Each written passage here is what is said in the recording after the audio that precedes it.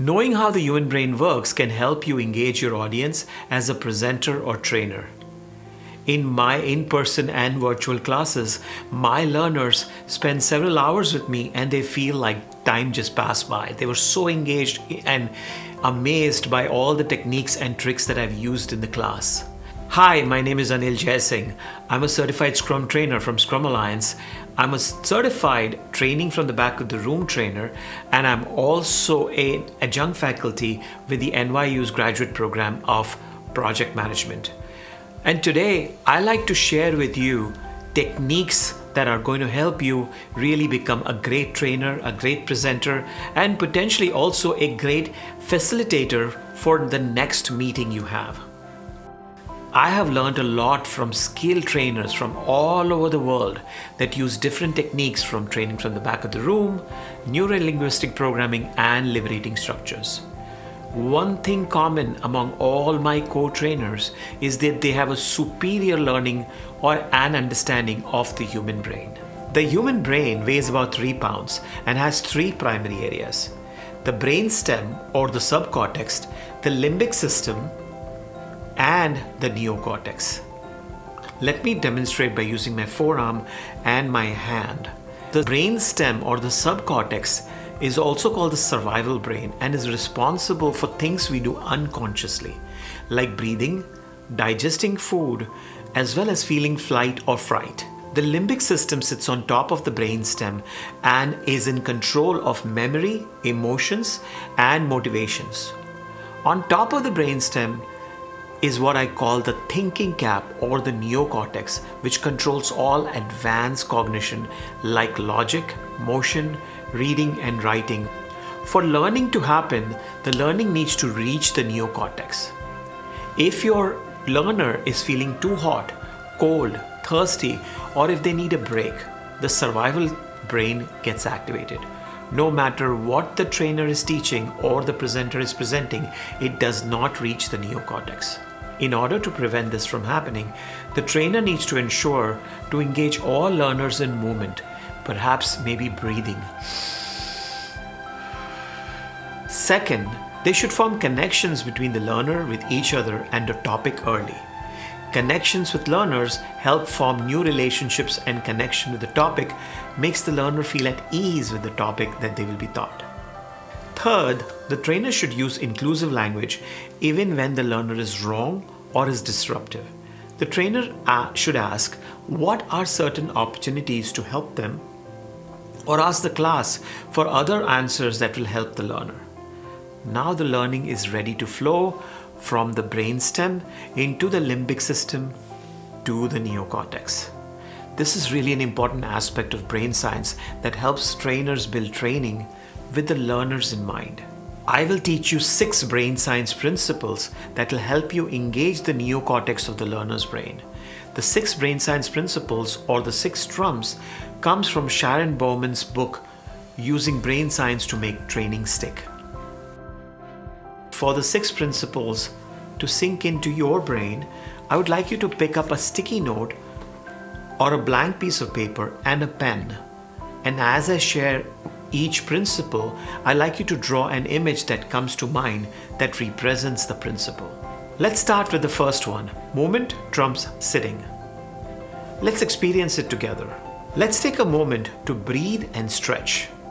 You can follow me as I stretch, or use any stretching exercise you like.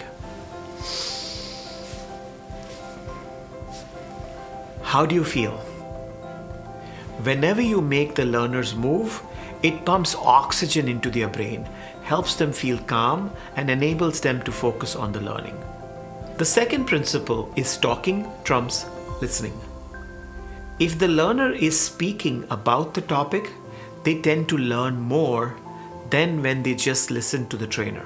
Whoever is talking or teaching a topic or presenting a topic or potentially repeating what the presenter said using teachbacks or debriefs, that happens to be the person who learns the most.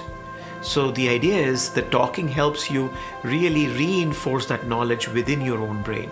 So get your learners to talk more.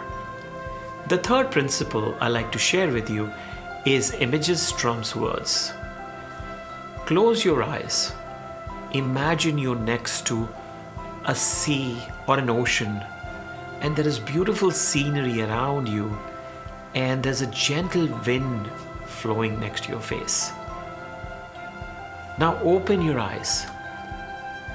Did you actually see the water, the beautiful scenery, and the wind blowing on your face? Or did you see the words I was saying? Most people would have seen the image. And what that tells us is if you have your learners draw more in the class, that allows them to reinforce that knowledge more. Drawing is worth 1,000 words, or images is worth 1,000 words. So have more drawing in your classes, in your presentations, so that learners can visualize what you're trying to teach. The fourth principle I like to share with you is writing trumps reading. Whenever a learner is writing something, that information is getting reinforced in their brain. They're actually not thinking anything about anywhere else, or they're not somewhere else. They're actually fully in the present moment writing, and that allows them to really understand and reinforce that knowledge that they're learning. So have your learners write as much as you can in your classes.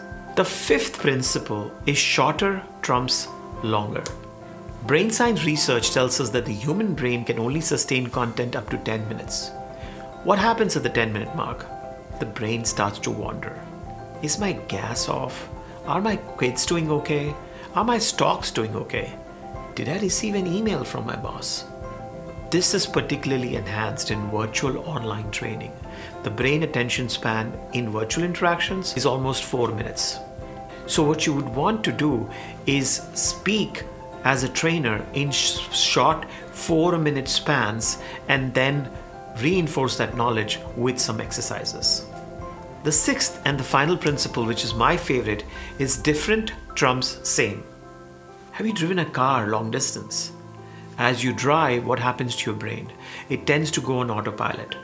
What really brings you back is something on the road which might need your attention, or you need to brake due to a traffic light. So what different trumps same tells us is do something different in every exercise, so your brain, pinky, which is the reticular activating system, this is a part of the brain that gets activated. Hey, there's something new.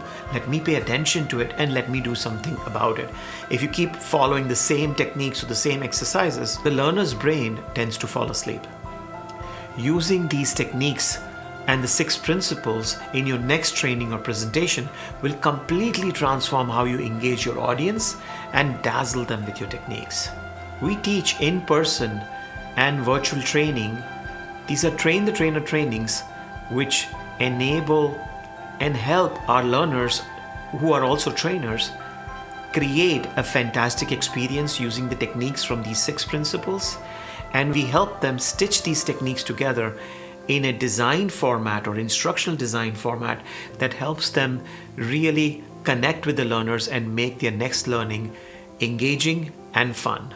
If you want to go ahead and join one of our next trainings, go ahead and visit www.conceptsandbeyond.com and look at the training calendar. And also, if you like this video, please like and subscribe my channel. See you next time.